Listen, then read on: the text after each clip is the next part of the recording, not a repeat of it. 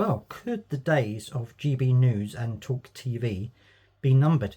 Let's look at the article which talks about how the fact that both of these channels are they're doing okay, but they're not doing as well as they probably would want to have done. And especially for Talk TV, it means that they're going to be just going online only. Let's take a look at the article. Okay, so it says that GB News won its battle with Talk TV, but both face an uncertain future. And I think that is this the end? Because, in 2021, the boss of Murdoch-owned News UK, Rebecca Brooks, said that in an internal letter that it's not commercially viable to launch a traditional news channel, but then they launched Talk TV a year later. But it's going to be closing as more of a traditional TV news channel, and it's going to be going online only. That's from Monday, and it's reported a loss of around £90 million since it's launched. So it's not had the best of times. GB News has been okay. It's not making much more money than Talk TV has, and Talk TV is therefore going to go online. The TV part is going to be dropped. It's just going to be called Talk. It's going to be on YouTube, connected TVs, and via the Talk website and app. However, the spring schedule does not include Piers Morgan, who's going to leave his daily evening show and focus on his uncensored YouTube channel. It's also going to be without Vanessa Feltz, who is going to be replaced by Jeremy Kyle, or Sharon Osbourne, who has not been seen on screen since the end of September last year. So, it looks as though the future of these two channels could be in doubt. I mean, I know that GB News has been looking to offload a few people from its current team, and is this the end? Is this the end of opinionated television news?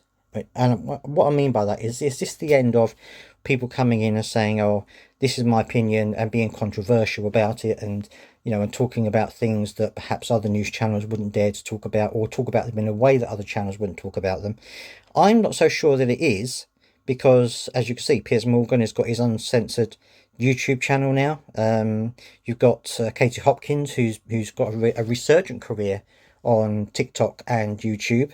You've also got other people like Jim Davison. He's on YouTube now, and they're doing all right. They're doing perfectly fine. So it's going to change eventually, I think, because eventually we're going to see YouTube tightening up on these type of channels, and that's going to be the watershed, I think, for a lot of these things. They're probably going to just go onto websites and stuff like that rather onto sites like YouTube.